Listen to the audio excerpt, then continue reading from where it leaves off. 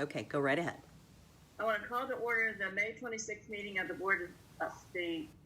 Little Miami Board of Education. Roll call, please. Mrs. Grice? Here. Mr. Siebert? Here. Mr. Hamlin? Here. Mr. Nemish? Here. Ms. Horvath?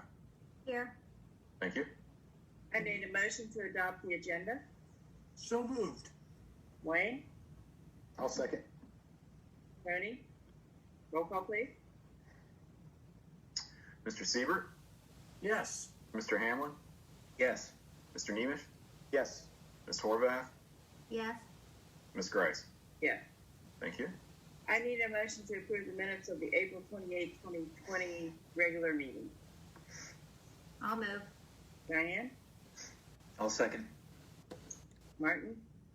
Roll call, please. Mr. Hamlin? Yes. Mr. Nemish? Yes. Ms. Horvath? Yes. Ms. Grice? Yeah. Mr. Siebert? Yes. Thank you. All right, communications and or visitors to the board. Well, good evening, everyone. I'd like to give everybody first a construction update. We've been working to change out the turf and replace the turf on the high school stadium. That is a little bit ahead of schedule, and it's going to be done very soon. There might be a couple of week window there where we can actually get out onto the turf before the asphalt company comes in to tear up the track and replace the track. And then after that's done, the track, that blacktop will need to cure for about 2 to 3 weeks before they put the urethane coating over it to do all the track markings on that. On the building side, the building additions, we've got construction fencing up everywhere now. High school, junior high, Salem, as well as the intermediate. Intermediate is on schedule and coming right along. They're starting to paint the interior and do some of the finish work on the interior. We did, with the 500-year rain we had last week over on the Salem site, we had quite a flow off of that site, even though they dug the retention pond down on the one end where we're going to put the dry wells. And so we had quite a water flow across over onto the neighbor's yard immediately behind where that retention pond was out there Sunday looking at it, and we're working with Skanska and the property owner there to try to look at how we could slow the flow of heavy rain till we get those dry wells in. On COVID-19, we've been looking and working on contingency planning. One thing that we know we definitely need, we need to refine our remote learning framework. And so we've been working to look at what worked, what was a challenge, and how do we modify to make that remote framework more user-friendly and more efficient. We've moved through 6th grade at this point, and this week we're looking at the 7 through 12 framework. We figure at some point that might be needed, so that's the one thing we know we might end up needing again. So we're looking at refining that and giving that some more clarity in the event that we need it. Last week, 2 o'clock every day is my least favorite time of the day on Monday through Friday. That's when our governor has his press conferences. And it's usually where we find out things that just sort of offhandedly occur. And so last week, the governor reopened gyms and hair salons, and it seems like the interpretation out of Columbus was that it also meant gyms and sports and athletic facilities in schools. So, the Ohio High School Athletic Association sent out a late Thursday afternoon notice indicating that they would approve resumption of training for all sports. So we're taking this week to look at what the requirements are going to be in order to safely reopen. We hope to have that framework in place early next week so all of our sports teams can begin and come back to begin their training regimen. We've acquired our initial order of hand sanitizer.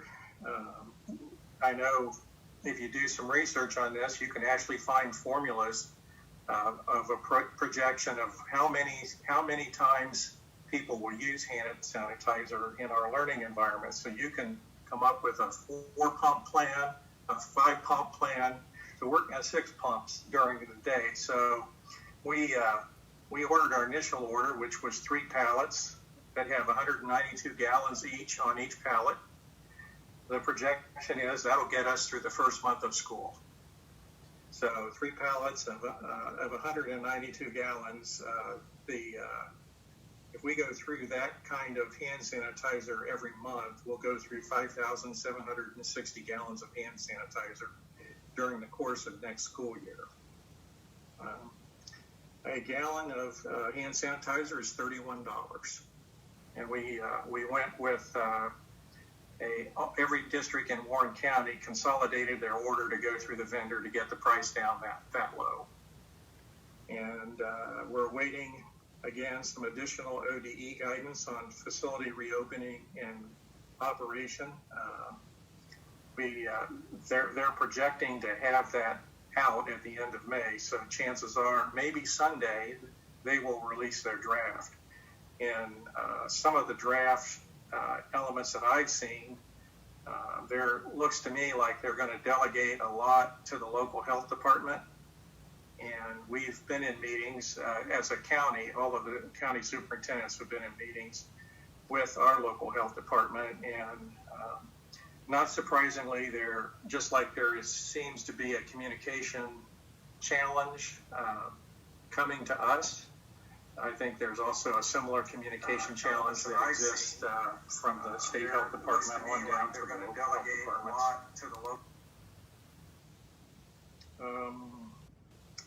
So we certainly have some circumstances that are unique.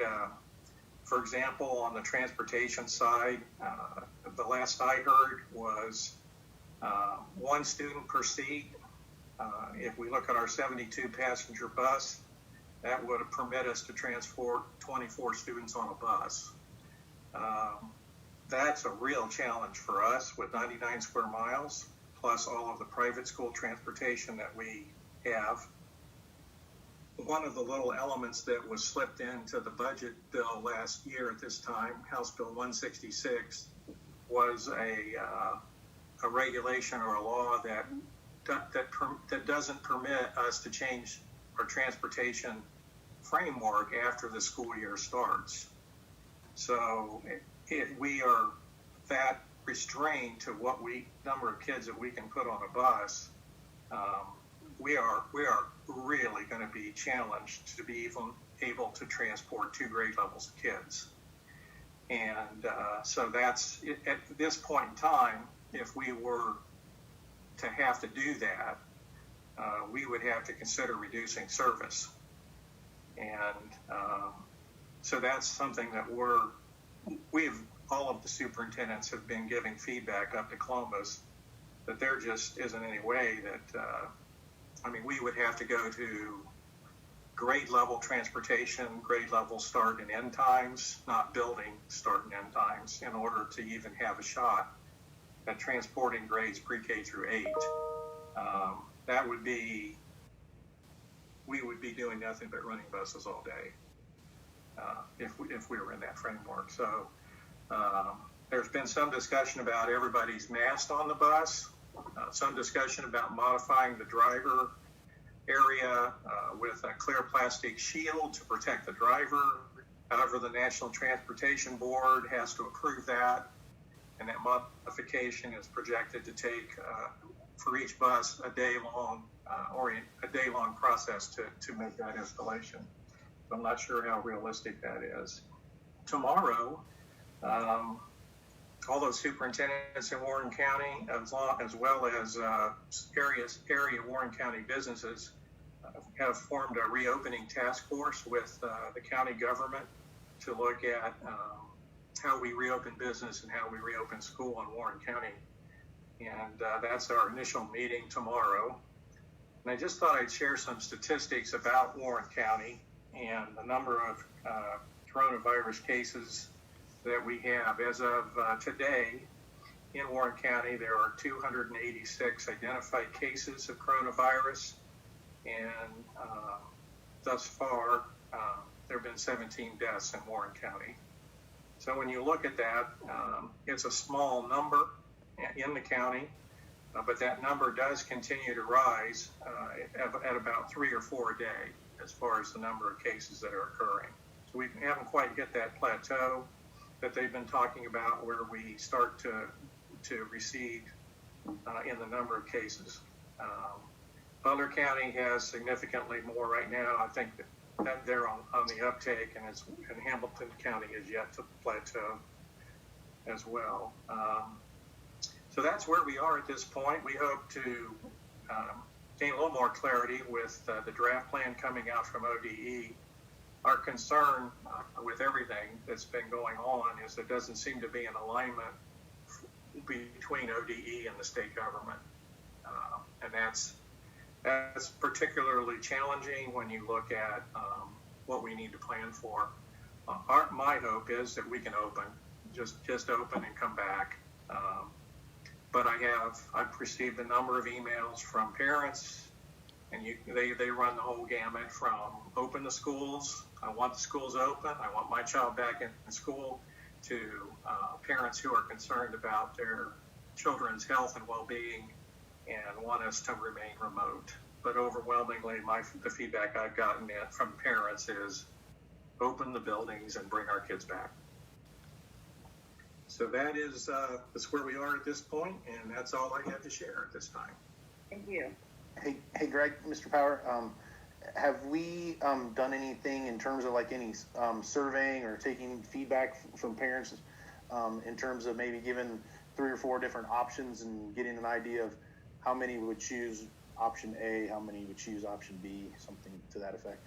We did send out a survey related to remote learning circumstances, and I think Melinda just got those results. I think thus far we've had about 740 or 50 parents respond. I was able to peruse those a little before the meeting. Overwhelmingly, parents want their kids back in school. We do have a few parents who would like to remain remote. And I think especially for our medically fragile students, that is something that we're going to need to look at as far as they're coming back into the learning environment if there were to be another outbreak in a circumstance where we would have to either close down a building or close down the district. I think we're going to see more and more if there's a local circumstance that occurring as opposed to a whole statewide circumstance. That seems maybe what might evolve here. Our challenge would be at having a remote element at every grade level. There becomes a staffing challenge with that. If I'm going to have a remote teacher, so to speak, at a grade level, I'll need 25 or 30 if it's in the elementary for that teacher to work with. I think the thing that we saw with the remote element, there's definitely there's a human relationship and interaction with learning, and I think that's what we all struggled with, and that's what our kids and parents struggled with and our staff struggled with, is that face-to-face personal relationship element that we all know is vitally important to learning. Thank you. It's a lot of work ahead of us to figure this out. We'll figure it out. Quick question, Greg. Is it accurate to say that ODE, with regard to reopening, that ODE is making that call? I mean, how much can a district decide for themselves? Well, that's I think there's a big disconnect between ODE and the executive branch of government right now. From what I see in the draft of ODE, it looks like they're pushing a lot of decision making and process development down to the local health department and a local district. And we've been working, the superintendents in Warren County have really been trying to work together to make sure that whatever evolves out of all of this, we have a similar framework within Warren County. I think most county superintendents across the state are looking at that. I think the lack of direction, the lack of timeliness, we're coming up here on the end of May. My staff, if we open as scheduled to be back July the 20th. So there's about a 6-week window that we have to try to get everything together, all our protocols to meet whatever it's going to look like when we do business again in August. Okay. But I don't think ODE has a seat at the table up there. Thank All you. right, thank you, Mr. Power. Terry, treasurer's reports and financial reports. Yes, under letter C, number 1, asks for the board's approval of the month ended April 2020 bank reconciliation and monthly financial reports. Make a motion to approve the monthly financial report. So moved. Wayne, I'll second. okay? Discussion? Yeah, what's included in it, of course, is the bank reconciliation, which does include our all of our funds, of course, which include our bond dollars and so on, and then the financial summary of every individual fund, and then 2 different budgetary reports and a revenue report for the general fund. Thank you. Any questions or concerns? Roll call, please. I have one question. Terry, is there any, Yes. in your view, is there any validity to the point that when the governor looked at what they were cutting each school district, that those that had maybe more in their fund balance took a bigger haircut than others? So maybe there was a little bit of penalizing those school districts who were maybe a little more frugal with their dollars and more responsible, that they took a little bit bigger hit. It's funny you ask that because I'll give you ODE's answer and OMB's answer is no. My answer is when they came out with all the cuts and they put the spreadsheet together, they actually put your projected ending fund balance as one of the columns on the end of the spreadsheet. I think they looked at the wealth factor. I think you're absolutely right. They looked at who had a little larger fund balance, who had a higher, it should be a lower wealth factor, which means you get less of the state share, which means you're a wealthier district. So yeah, I think that did play into it, in my personal opinion. Because ours was, we lost 8.4% in state revenue. The average, I believe, was 3.7. So we were almost double the state average, or more than double. It was more than double. Absolutely. So yes, I think that they did come in there, and I can see where they're getting at from one, those I guess that can survive better, maybe took a little more of the brunt of it. They had their methodology and so on, but it does appear to me that it kind of worked out that way. Good question, Penny. All right, I need a roll call, please. Mr. Nemish, Yes. Ms. Horvath, Yes. Ms. Grice, Yeah. Mr. Siebert, Yes. Mr. Hamlin. Yes. Thank you. I need a motion to accept the contracts as listed. I'll I'll move. move. All right, Diane first, Tony second. You want to discuss? Yeah, I'd like to go over the contracts real quick with you. Forward Edge is actually one of the services we've already had for the curriculum and technology integration services. We're continuing that. So it's Tech Help. The Vantage Financial Tierney Brothers is actually our laptop lease. I believe it's grades 7 through 12. Greg can correct me if I'm wrong on that, but I thought it started at grade 7 now. That's correct. And one of the next ones I'm really excited about is our electric.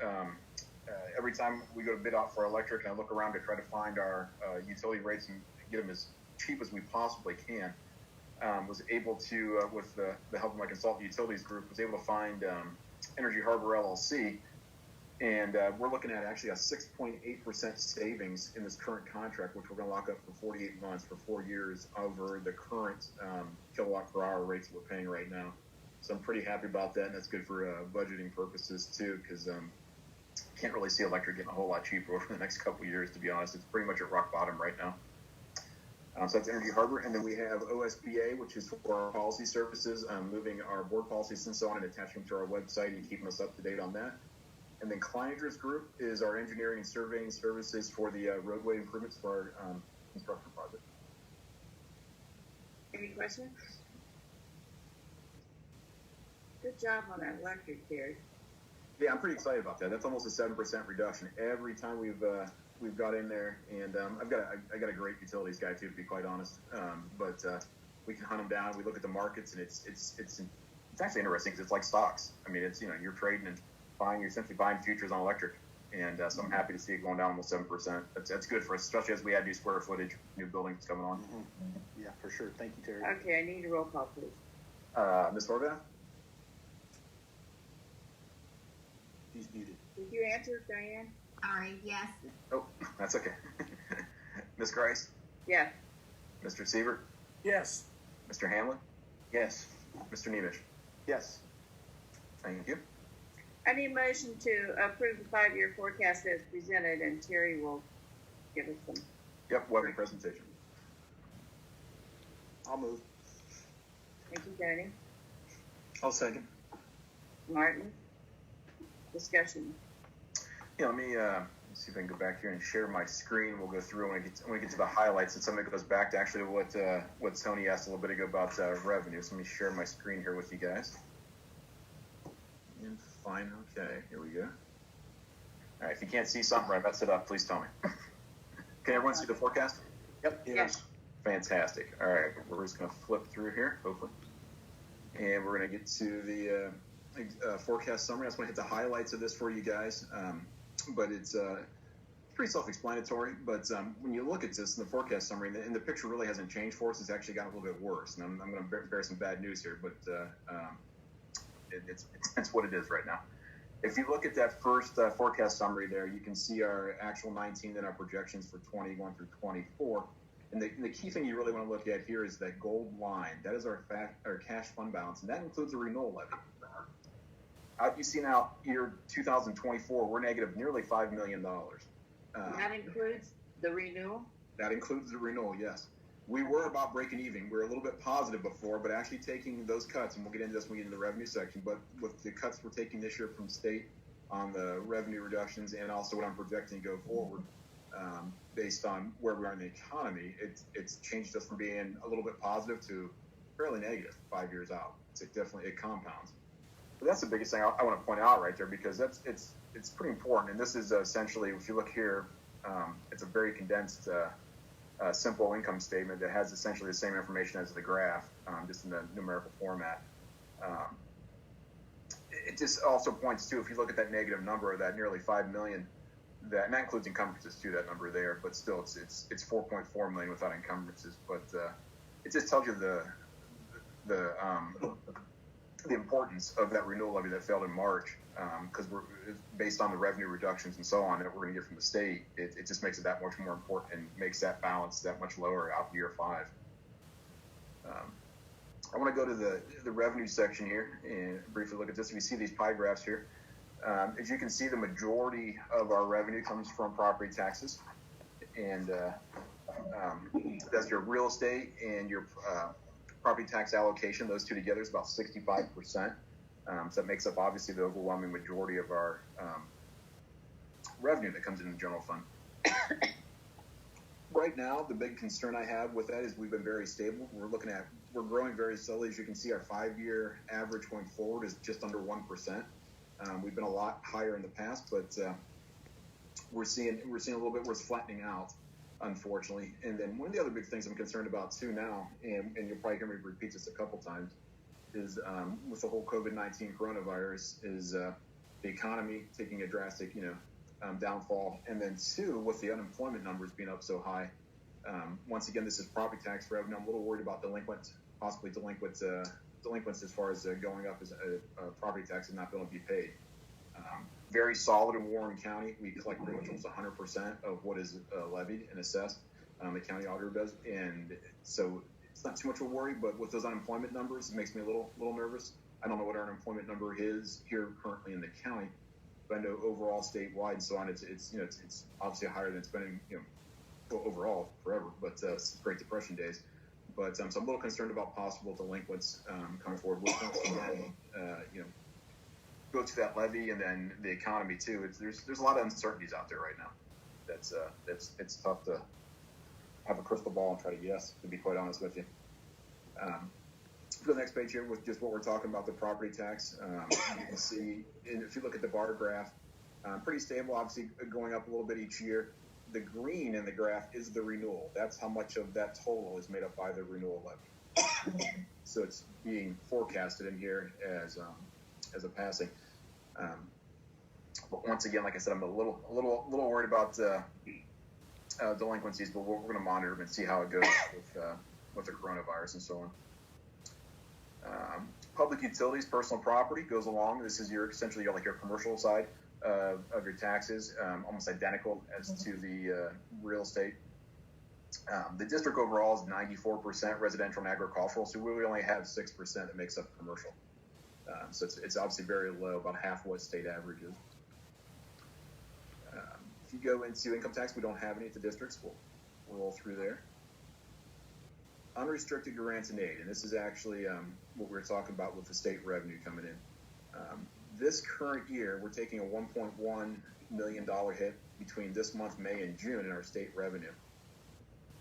With everything that I'm hearing from data we're looking at, you look at the OMB's reports and how they do each month and essentially how much they're missing as far as revenue comes in from the state. It doesn't paint a pretty picture right now.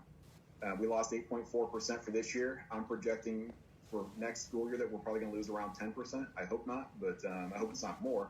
But I think that's a pretty good solid estimate right now because I don't think it's really going to be any less. At the least, I think it's going to be right where we are right now at the 8.4%, but I got a feeling it's going to be around 10.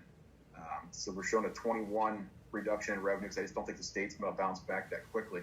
And then also we're showing a 5% reduction in fiscal year 22 due to the slowness of the rebound of the economy. And then in 23, I'm projecting us to come back to actually like 19 numbers at that point for our revenue.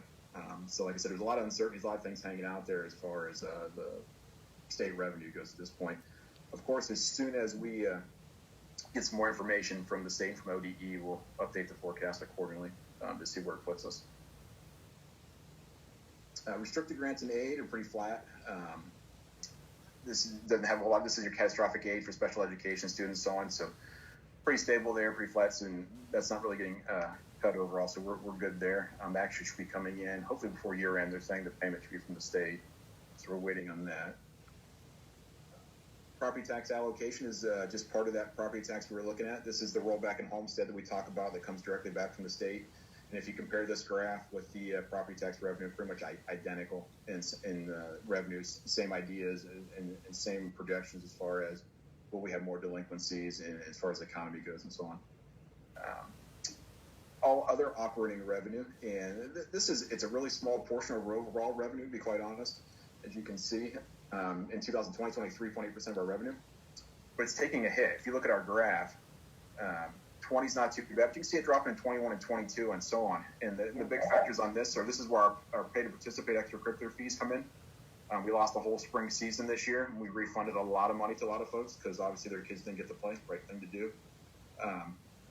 And also our investment earnings. Those are the two big things that make up this line item. Our investment earnings, we're doing quite well because we had a decent fund balance we were carrying forward, and the rates were really good.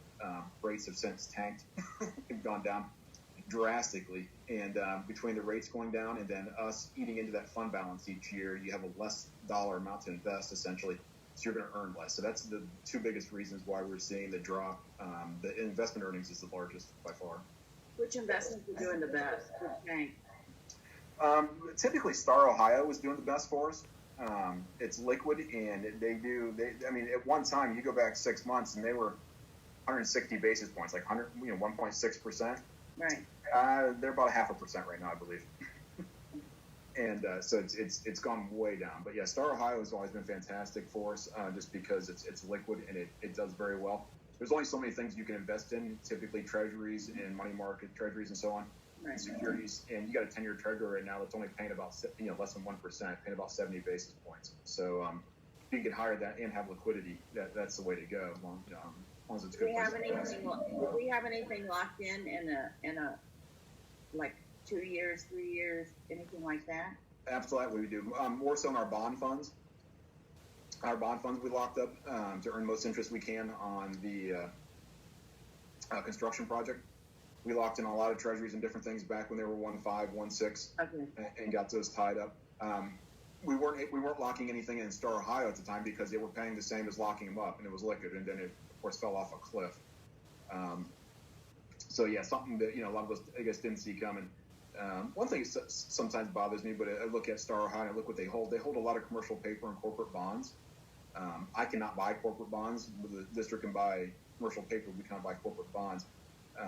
With the economy there for a while, and it's still not good, but I know that market was dried up for about a week or two.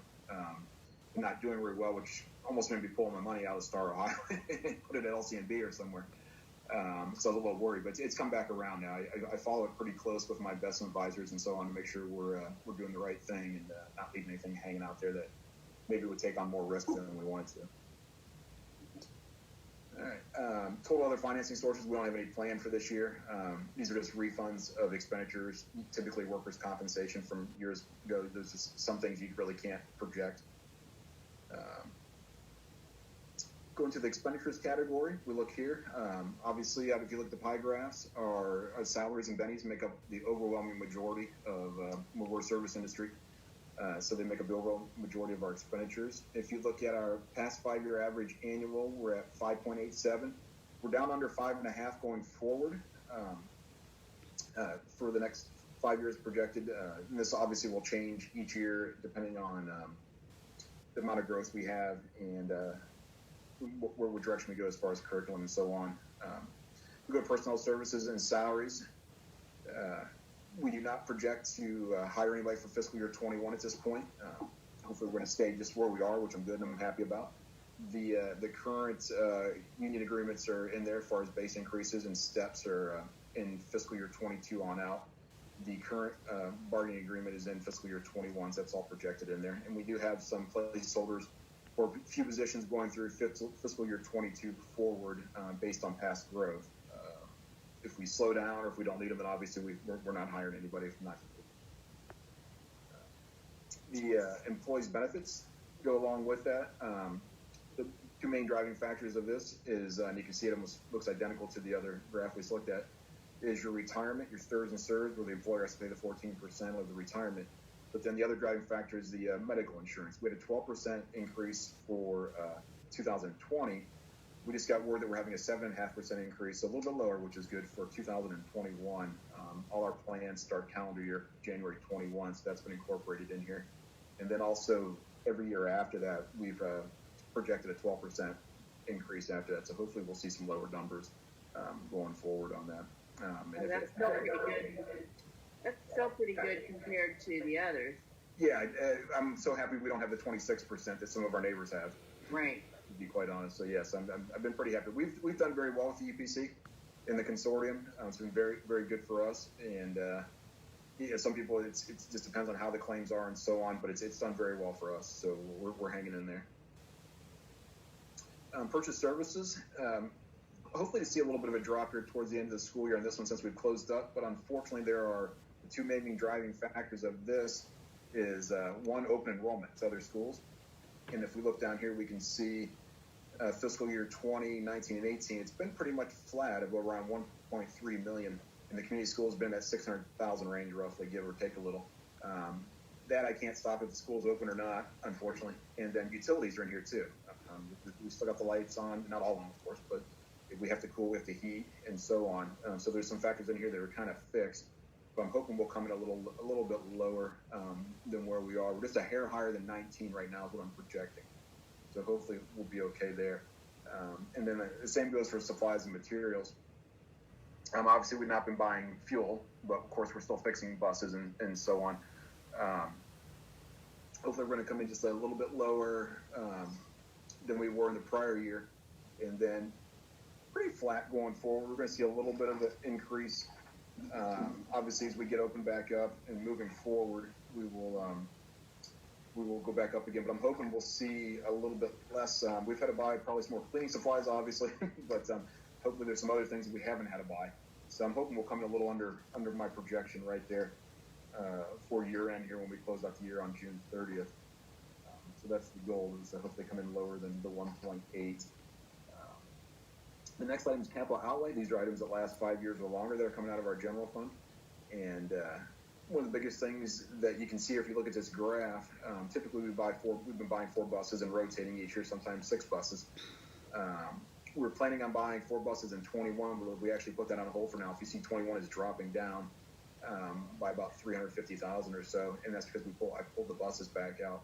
Because at this point, with the revenue reductions and stuff coming from the state, plus we don't know what's going to happen for 21, I just don't think it'd be a prudent move to purchase 4 more buses at this point, unless they're in dire need. I know they're always the would tell me, but financially, I just think it's the right thing to do right now is not to say you're going to purchase the buses at the moment and pull off on that type of stuff. But after that, you go back into 22 and going forward, we get back to roughly where we were in this current year in 20. Next, we don't have any intergovernmental debt, which is good. That was back in our emergency days when we had loans to the state. Oh, yeah. And other optics is just more or less the miscellaneous. We get charged fees and so on from like the county for tax collections and all those types of things. It's mainly what drives these, and they're pretty much flat. And they kind of go up and kind of follow and mirror your property taxes and your different money that's coming in. That's why you kind of see that gradual increase there. Other financing uses, we don't project to have any, and you can see there's none there.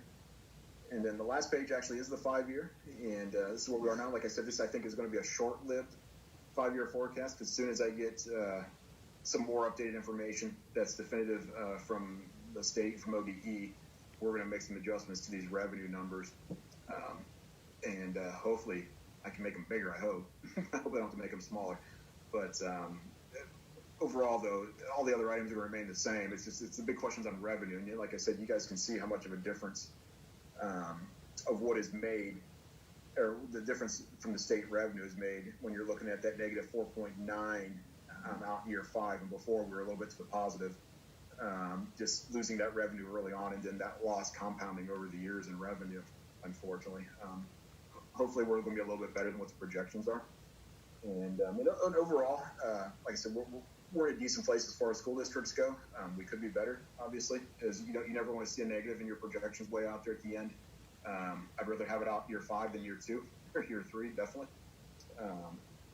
And I know some of you guys probably wonder where's all the information come for this, and there's a lot of things that I look at.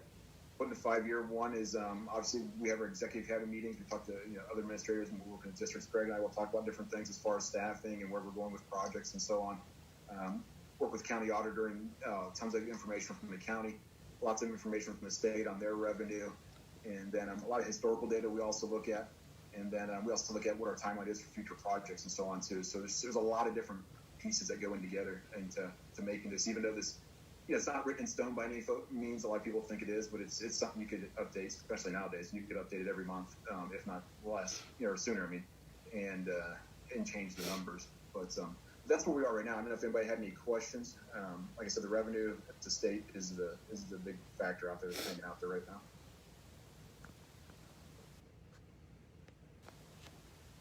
Well, it doesn't look great, but No, it's not the prettiest in the world, but I've seen worse. right, much worse. We have seen worse. Yes, we've seen worse here. I've seen worse in our surrounding districts, and we have to just remain conservative in our spending and just cut out anything that we don't need, and we don't do because you just don't know when that next hammer is going to fall. To be quite honest. Anybody else have any comments? I would just like to point out that the state has a rainy day fund of, I think, over $2 billion, and they've opted not to touch that. They've opted to have school districts take the biggest cut of any organization that has state dollars coming into it. So I'm not sure quite why we have that rainy day fund if we're not going to use that to get us through the next few years to help support education for students in our communities, keeping our tax dollars up the road.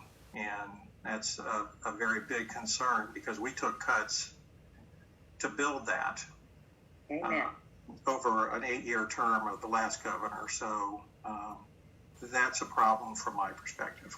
And if this isn't a rainy day, I don't know what is. Mm-hmm. All right. If there's no further comments, I would like a roll call, please. It's this page here. Alrighty, here we are. Mrs. Grice, Yes.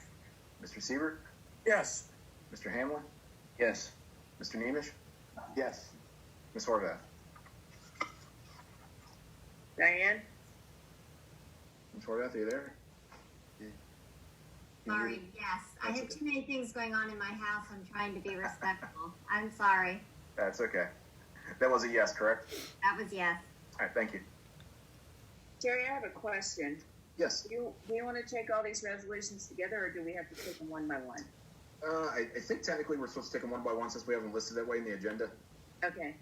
right. But we can roll through them here because they're all exactly Do the this. same, just for different buildings. All right, I need a motion to accept the resolution 20010. So moved. Wayne, I'll second. Tony, discussion? Yes, this is one of the 4 resolutions that comes from us being in the OFCC ELP program.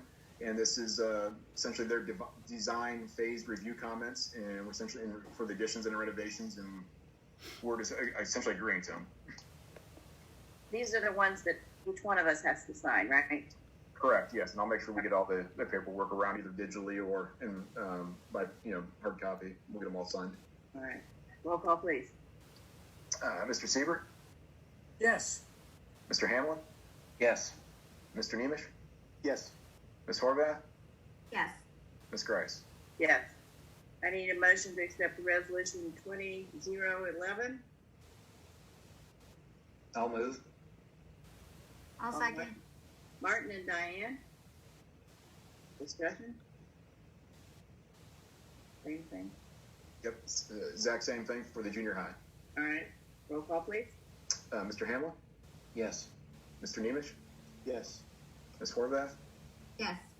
Ms. Grice, Yeah. Mr. Siebert. Yes. Thank you. I need a motion to accept the resolution 20012. I'll move. Tony, I'll second. Martin. Roll call, please. Mr. Nemish, Yes. Ms. Horvath, Yes. Ms. Grice, Yeah. Mr. Siebert, Yes. Mr. Hamlin. Yes. Thank you. I need a motion to accept resolution 2013. So moved. I'll second. And Diane. Roll call, please. Ms. Horvath, Yes. Ms. Grice, Yes. Mr. Siebert, Yes. Mr. Hamlin, Yes. Mr. Nemish. Yes. Thank you. I need a motion to accept resolution 20014. I'll move. Tony, I'll second. Martin. Roll call.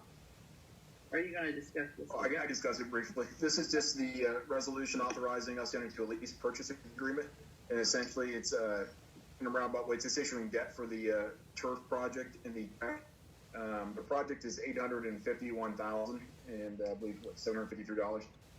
This is a not to exceed amount of $900,000. We will more than likely issue like $850,000. It'll be over a 10-year term, and somewhere around probably, depending on how the sale goes of the notes, probably somewhere around 2.5% to 3% is my guess. All right. Roll call, please. Did I lose everybody? Oh no, my connection was unstable. Roll call. Can you hear me?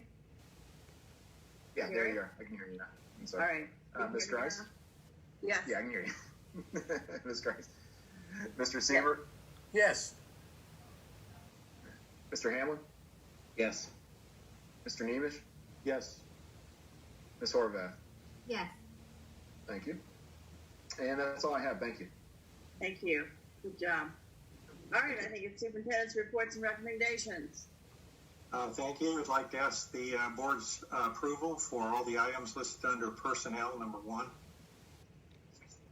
Roll call, or not roll call. We Motion. need a motion. I'll move. Ready? I'll I'll second. Go ahead. Wayne? Is it Wayne? Was it Wayne? Was it you, Wayne? Yeah, that was me, but Diane did too. That's all right. We'll go to you this time. We'll go to her next time. All right. Roll call, please. Just before you do that, Bobby, sorry. I'd just like to point out that Anne Marie Klein, who's been in Little Miami for 22 years, serving our children and families, I'd just like to make note that we're accepting her resignation for the purposes of retirement with regret. She's done a wonderful job over the years with our children and our families. She's resigning to spend more time with her own family, so going to have a great retirement with her family. But really a top-notch educator, and we will miss her. Yes, and I worked with her when she was a mentor. She did an excellent job. So we're sorry to lose her, but I know she's going to enjoy her retirement. So roll call, please. Mr. Siebert, Yes. Mr. Hamlin, Yes. Mr. Nemish, Yes. Ms. Horvath, Yeah. Ms. Grice. Yes. Thank you. Thank you. I need a Next, motion. I'd ask the board's approval for the 2021 handbook adoption for our code of conduct for our choral group. I do need a motion, please. I'll move. Tony? Did I have a second? I'll second. Diane? Any discussion? Roll call, please. Mr. Nemish, Yes. Ms. Horvath, Yes. Ms. Grice, Yes. Mr. Siebert, Yes. Mr. Hamlin. Yes. Thank you. I'd ask the board's approval for a grant for an outdoor education center at Little Miami Junior High. So moved. Wayne? I'll second. Tony? Any discussion? Yes, this is some of our junior high staff have applied for a grant. And should they get the grant, this is basically authorizing the development of that outdoor education space. That's pretty awesome. Roll call, please. Ms. Horvath, Yes. Ms. Grice, Yes. Mr. Siebert, Yes. Mr. Hamlin, Yes. Mr. Nemish. Yes. Thank you. Thank you, that's all I have. By the way, Mr. Power, sometimes I jump in there because when I run the board meeting at the center, I have to do that. Oh, So it's not because I want to do it, it's just a habit. So thank you for stepping in there. okay. Under new business, we have first reading of updated policies as listed. I'll move. No, I don't think, this is just first reading. No No action. motion there, it's No action. information. Okay. Yeah, it's just first reading. We'll ask for approval next month. Yeah. All right. You're going to talk about the emergency levy renewal, Mr. Power? Are we Yes, I wanted to just kind of give some background to help frame the board's discussion of this. The March 17th election results, which really didn't become final till I think around May the 12th. Actually received the final result from the election office today, or Board of Elections today. So at least I was on their website. There were a total of 7,090 votes cast, and it was defeated by 406 votes. It's the lowest vote total turnout going back to 2007 when there were a little over 9,000 votes cast in that ballot issue. So it was a very, very low turnout. Obviously, our pandemic circumstance impacted that greatly, I think. But so those are the, I think, official results. And so as we sit here, the board, there's a very quick timeline if the board wishes to be back on the ballot in November. And I did send you some of those timeline notes. For example, if we're to be back on the ballot, a resolution of urgent necessity would need to be passed at the June board meeting, June 23rd. And then a resolution determining to proceed would need to be passed at the July 28th board meeting. And I think that then it has to be filed with the Board of Elections by August the 5th. So there's a pretty significant time frame here that some dialogue and discussion needs to occur around where we go next with this. So that's kind of the circumstance that we're sitting in. And I'll turn it over to the board to make comments or give thoughts. And we need to have some discussion here on what we are going to do.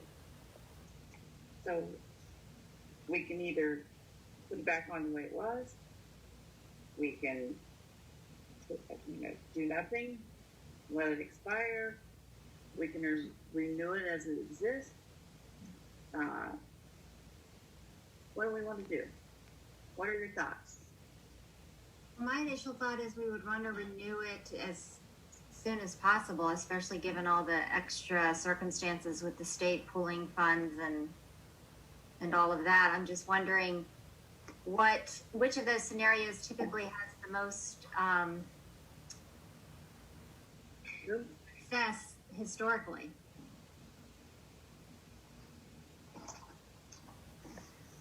I can tell you that when we went for the renewal the last time, that was very clearly understood by the community and it was supported.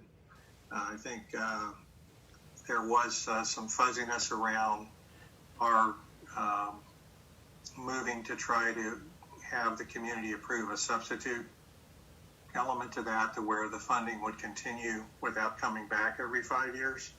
So that 5-year renewal is a pretty straightforward, easy to understand issue.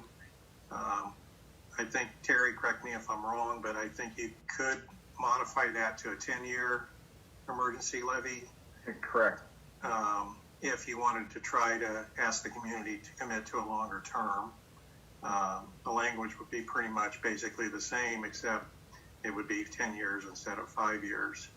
I don't know that it's necessarily realistic to try to replace that levy with a different issue of some sort, like an earnings tax or a combination earnings tax or a continuing levy. Yeah, I think in light of the kind of the current economic state of things, as much as there really is, we don't have a whole lot of choice because it expires in December of 20, right? And the numbers Terry just showed with us has that renewal in there, and it's still, a little bleak when you get out into year 3, 4, and 5, right? So, Absolutely. As much as I would love for it to be something we didn't have to come back and campaign every, I would like the public at least to know that if you do a 5-year renewal, it's fine, but it means you're going back and you're campaigning in the 4th year to give yourself a little bit of cushion. So, I hear a lot out in the community that, there's a little bit of ballot fatigue, that, we seem to be on the ballot all the time, but if you do 5-year emergency levies, then that's kind of the nature of the beast a little bit. So I probably would lean that way myself. I'd be open to doing the 10-year if we did some taking the temperature of our supporters and parents and constituents and community, if they would support something like that would allow us to be the same dollar amount, but allow us to be on the ballot less often. I could probably be persuaded that way if it wasn't for COVID-19 and all that uncertainty. So that plays a different piece for me a little bit. I would like to hear from each of you. Wayne? Well, yes, doing nothing is not an option. We have to do something. We have to have a proposed levy back there on the ballot this time. We're required to have a 5-year budget and forecast, and that's part of it. We have no other choice but to put something on the ballot. And even with these uncertain times, the 5-year is bare minimum, in my view. And if the community would feel comfortable in these uncertain times of going for a 10-year, that would be very good. But at least that 5-year renewal. And it's my understanding that actually was a tax reduction. They would be paying less. Right. Martin? Yeah, It's definitely a balancing act between the voter fatigue, the ballot fatigue that Tony mentioned, and the flexibility that a shorter term gives the voters.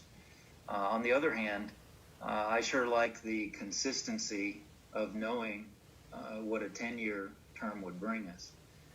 So I think in the end, right now, we don't know enough from the constituents and what the consensus is in our community, so we probably need to get more input in that regard. But 5 or 10 years, I think we need to replace it for sure. Well, you realize that it only went down by a little margin, and I think the COVID-19 was the reason that the voter turnout was so poor. In my heart, I would like to see at least the 5-year with the continuing, where we wouldn't have to go back all the time. But I don't know if we can get that passed. I lean toward 10-year, but again, we need to hear from the community. But we have such a short turnaround time. I don't, is that possible? Can we get something out there and get something back so we can find out how they feel about that? Mr. Power? I don't know if we can form some kind of a survey. Melinda, we can talk to Melinda about framing some kind of a survey that people could respond to. I think we're really kind of in a similar point on the economy side to where we were when this 5-year was originally passed. And the 5-year was the shortest term that we could ask the community for in order to be able to gain the financing and get out of fiscal emergency. So I think there is an element of keeping it simple and playing it safe, because this is our last opportunity to be able to renew this for the community, still continue to get that 12.5% credit from the state and not have to pay the full 100%, and to have that millage, which I believe was 9.92 mils, down from the original 13.95 mils that when it was passed in 2011. So we perhaps could frame some kind of a survey to put out there and get some feedback between now and the next board meeting.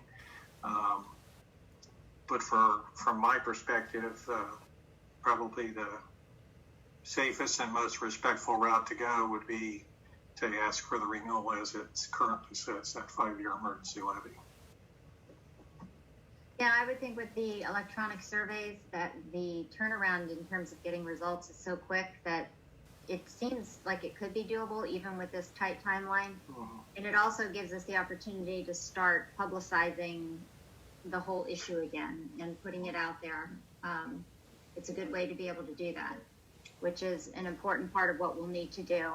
I think going for the 10-year is tough because, as Mr. Power said earlier, we're getting messages daily where the climate is changing in terms of expectations, and so having people try to project out 10 years is probably going to be a tough one. I'd also be interested in kind of maybe bouncing this off the BAC and see what their thoughts are, and see if there's any good idea. Any appetite for trying to do the 10-year. I tend to lean more with, towards the 5-year option, unless, there's a consensus of our constituents who would like us to be on the ballot less, and this would be a way to accomplish that, even though things are pretty uncertain right now. We can certainly seek the BAC input. And I don't even know if they've been really meeting with the COVID-19 or whatever either. I know, so. No, we have not had a meeting since we were canceled back in March. So it sounds like that we want to have Melinda put something out, and if we can do it electronically, that would be best. Get some feedback, and then we can share that with the board, and that will help us inform maybe bringing a couple of resolution options back in a draft form for the board to review. But we do, I think, unless we're going to run some special meetings. I know that resolution of urgent necessity, Terry, you have to take that down to the auditor's office, and then they have to set the millage. Yeah, they certify the millage at that point, get the audit certification, and then we take that and then we pass the second resolution. All right. Sounds like, We'll proceed with the survey and confer with our BAC. all right. And then we'll share that information back with the board prior to the next board meeting. Thank you. And thank you guys for your opinions, because it's a tough time right now for all schools, but especially Little Miami. All right. Anything else, Mr. Power, you want to? No, I've got nothing else. Okay. So now it's a Warren County Career Center report, and I'm going to go through this really fast because I have two pages, and I'm not going to do it all, but I just want to brag a little bit about Little Miami. The Career Center's valedictorian was Elizabeth Henry. She is a veterinary science major over there. She's going to be attending the College of Worcester and major in biology. Her long-term goal is to be a veterinarian. Then we had salutatorians, both from Little Miami. One of them was Isabel Sizemore. She was in veterinary science. She's going to be attending University of Cincinnati in biological sciences, and her long-term goal is to work in genetic counseling. The other salutatorian was Carl Rainey, graphic arts, Little Miami. He's going to be attending Modern College of Design in Kettering. His long-term goal is to work as a director of creative arts. So this proves to everybody that if you go to the Career Center, you still can go to college. We had a lot of students, we have competitions and they travel out of state. Well, this time they had to do it virtually, and we had quite a few placed. I'm not going to go through all of those, but we're very proud of our kids and how they handle themselves, especially when they had to do it virtually. Our adult nursing programs, we've got people graduating from there, and they're going in not as nurses, but as phlebotomists and as certified patient care technicians. They're in the hospitals now. So we had one person, his name is, I'll probably butcher this, but it's Lambo Gu, and he's part of the sewing mats and gowns for hospitals locally, and they have made over 800 masks so far. Also, we had 6 Warren County Career Center students score in the top 10 POSA, which has to do with health and science. And some of those were from all over the schools in Warren County. So we're very proud of what the Warren County Career Center and their students are doing. And I want to say they did something unusual they don't really have a graduation, but they have a passport graduation like ceremony. And they all came through in cars, and they would get out, they'd come up, they'd get their passport, they'd get their picture taken, and it was just really neat. And if they wanted a selfie with the superintendent, they got a selfie. So it was really quite a great time, and I was very proud. Thank you. That's all I have. Next board meeting is scheduled for Tuesday, June 23rd, 2020. And we're going to try to have it in our Panther room. I hope. Do we have any board member comments?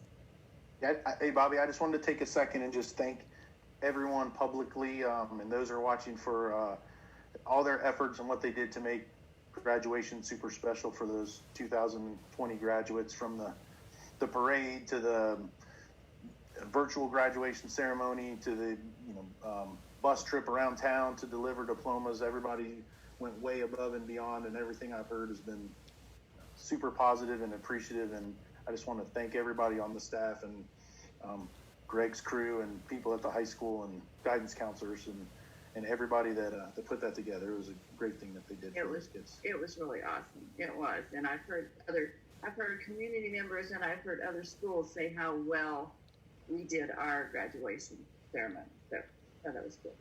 And thank you, Melinda, for all you did too.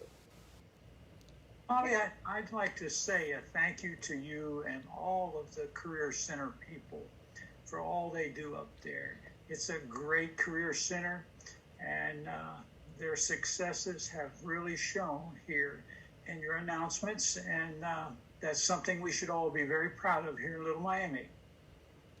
Thank you. I'm proud of both schools. I am. I think we've got a great school at Little Miami, and I think we've got a great school at the Career Center. So I guess I'm a little prejudiced, but I love them both. All right, anything else? Nothing. Nothing?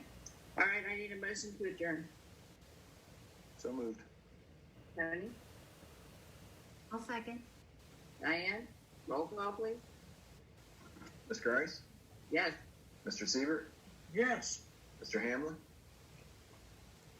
Yes. Mr. Nemish, Yes. Ms. Horvath. Yes. Thank you very much. Work on your smile.